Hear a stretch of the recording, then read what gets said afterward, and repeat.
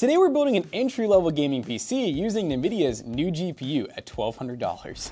The 5060 Ti 16GB starts at $500 or greater and is a very expensive GPU, but in today's video we're going to try to build a $1,200 gaming PC that is entry-level. You know what, guys, this is 2025. Let's hear a word from today's sponsor. An often overlooked part of every gaming setup is the chair. If you're spending hours every day locked in playing your favorite games, it's essential to make sure your body's getting the support it deserves. That's where today's video sponsor ARGB comes in with their Novice gaming chair. The ARGB Novice series brings premium gaming chair comfort to everyone, featuring their first ever raised lumbar support at an incredible starting price of $199. The lumbar support instantly boosts your comfort, even when sitting deep or leaning back for a quick posture change, since the 5cm raised lumbar supports your lower back. This leads to improved posture and better ergonomics, letting you have those long gaming sessions without blowing your back out. The Novice also has high-density cold cure foam cushioning.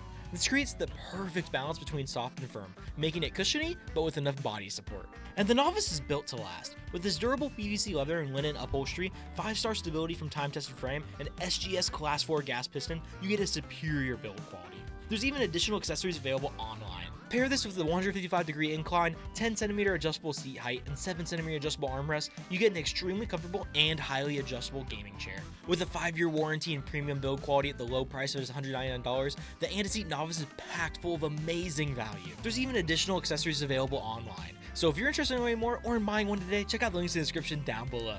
With 2 size options of large and extra large, plus the ability to choose between linen fabric and premium PVC leather for the upholstery, the ARGB Novice offers choices for all sorts of comfort to ensure you get the perfect chair. Big thanks again to ARGB for sponsoring today's video. Now, let's get back to it. So yeah, guys, it's a kind of sad market we're in right now. All of the other computer parts are still pretty decently priced, but graphics cards are just horribly priced at the moment for the most part. We have the Ryzen 5 7600. Now this comes in a little under $200. It's a 6-core, 12-thread, awesome CPU, great upgrade path that has Gen 5 support. We recommend the CPU with almost any graphics card in the market because it can handle really high and really low GPUs. And to cool that CPU, which it does come with a stock cooler, we opted for the IDCooling SE214XT with an ARGB fan that comes in at $17, which is a great price to performance cooler.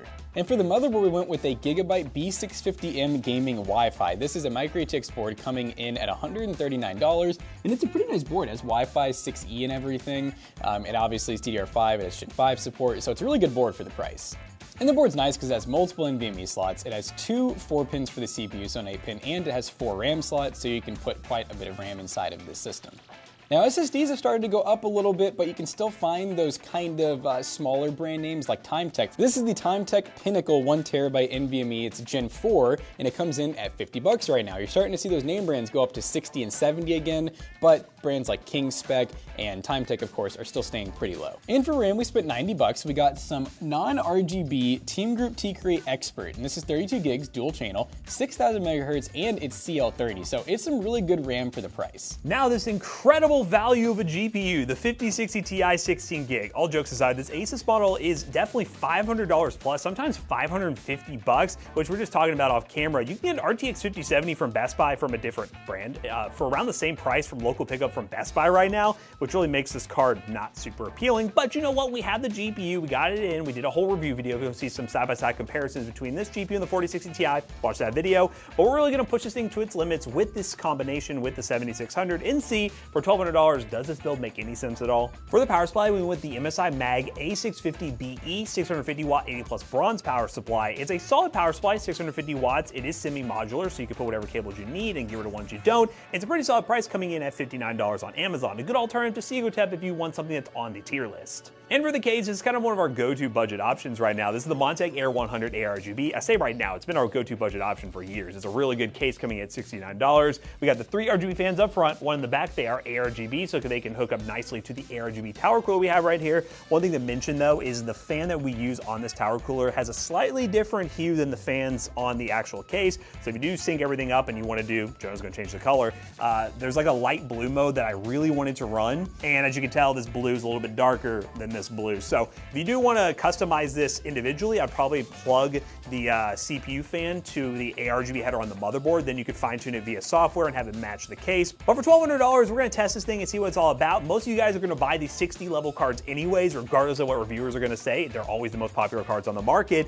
So we're going to see how it performs for $1,200 and see if this is a configuration you should go with. All right, guys, we're kicking things off with a little Call of Duty Warzone. Currently I glitched it out. I'm like in the plane currently. Oh, there we go. Currently running balanced 1440p with no upscaling.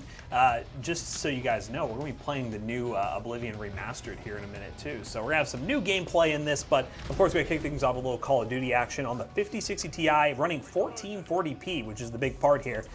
Running native, which most people would probably run DLSS, but we're just gonna see what we get here. Yeah, I mean, you're getting 144 FPS, running balanced settings. Obviously, you could run some higher details if you want to, but at that point, you probably would have to turn on some good old upscaling. So, with that in mind, I will just keep it native. They did it. Oh! They had that thing trapped. Ooh! Juke. I hear open mic. Dude just said, oh my god. Oh my god! Wait, no armor. What's up? Oh, now he had armor, full armor. Woo. Oh, whoa, whoa, whoa, whoa, whoa, whoa. In here. Woo. 2 shots, no opportunities by Pubert. Oh, I was just looking at something random. Oh, they were locked in on me. Oh, wait. Beautiful. Hey, Call of Duty runs really solid. 1440p, good settings. Let's try some new Oblivion action. All right, I'm gonna create something freaky real quick. Yeah, guys, we're gonna create something freaky real quick in Oblivion. Larger that's chin. a big bulge. Larger chin. Yeah, the chin keeps getting bigger. This is the ideal look, okay? This is what women are after. Benchmarkus. All right, so currently we're running some pretty high settings. So we're running full screen, 1440p. VSync off, uncapped frame rate. So we're actually we're not even at the highest quality. It looks like there's 2 more above this, above high. We got ray tracing set to low. We're using hardware. They do have software ray tracing, which is kind of cool. We're using DLSS unbalanced, no NVIDIA reflex. We still have more FPS to play with. And remember, this is just Unreal Engine 5, which a lot of games are on. Imagine looking at I know you ain't talking to me, cuh. That was the worst voice line ever. He said, "They're coming for you." Never mind. Get Open that the gate cell. Stand back, prisoner. Stay put, prisoner. Good. Let's go. Let me see your face. You are the one from my dream. Then the storm. Oh, an assassin! The assassins are coming! Nice. Keeping the top off. Stand aside, prisoner. I think this should be fun. Let's up some settings. Yeah, might as well. While we're just wandering around this quest, let's see what we can do. What is the max? Oh, it's ultra. So that was just okay. So we're almost at the max settings. This is how you break it on Unreal Engine 5. It was a medium. We'll get you. All right, so medium ray tracing, ultra settings. Oh yeah. We dropped, but I mean, hey, console experience now. Rat! Get out of here. Rats!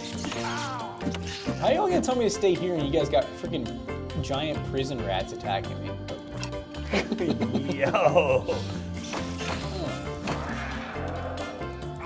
You little... Oh, shoot. Well, you know what, guys? We'll progress further through our benchmark journey here. We'll keep this benchmark character going, but I mean, we're running some high settings. Again, we're just in a cave right now, so FPS could definitely drop once we get to an outdoor area, but getting 60 FPS, Unreal Engine 5 game. Here they come again. Here they come again! Okay. All right, yeah, I'm gonna call it there. You know what? We'll see where benchmark this ends up for the next benchmark run. All right, let's run some other benchmarks to wrap this video up. Alright guys, so of course we got done benchmarking this gaming PC, and you know, coming in at the $1,200 price point, we've definitely built better in the past, but I do have to say, the 5060 Ti with 16 gigs of VRAM, it did do really well in every game. I mean, games like Warzone, the Unreal Engine 5 Oblivion Remastered, it did amazing at 1440p, even without upscaling and stuff like that, so I mean, we're not saying that it's a bad card, it just feels like the price to performance isn't amazing. And we ran some other benchmarks to further test this GPU. We ran Black Myth Wukong 1440p high settings using DLSS, which is the key feature of these 50 series GPUs, and we ended up getting an average of 86 FPS, a max of 105, and a minimum of 16. Ran CS2 on 1440p low settings to see what the CPU performance is like, and got an average of 487 FPS with a 1% low of 147. And in 30 mark time spy with this 5060 Ti, we got a score of 14,429, which at $1,200 price point is an 8 cent per point score, which is not as bad as I expected it to be, but not amazing price to performance. And overall, again, as Jackson mentioned, we have built better price performance PCs, but if you are in the market or have a 5060 Ti and in this climate, you know what, might as well get the GPU that you can get if you want to get into PC gaming. This is a build that we would recommend you do. Do you recommend the GPU? Not so much when the 5070 is just a little more expensive, but if you have one, you know what, and you want to build one today, use the links in the description down below. They are affiliate links, and they will help us out. Let us know what you think of this PC down below, and have you bought a 5060 Ti 16 gig? Hopefully not the 8 one. But as always, we hope you guys enjoyed today's video. If you did, make sure you check out our other 2 YouTube channels and also our twitch.tv/ToastyBros. Do not forget to like, comment, and subscribe. And we'll see you guys in the next one. Bye-bye. So this build right here will be for sale at PCBros.tech. This one's definitely going to be a good price, so make sure you guys go check it out. PCBros.tech, we sell gaming PCs we feature here on the YouTube channel and a bunch of other ones ready to go for you guys at home. Use code ToastyBros on checkout. You will save 3% your next purchase. See you guys later. Goodbye.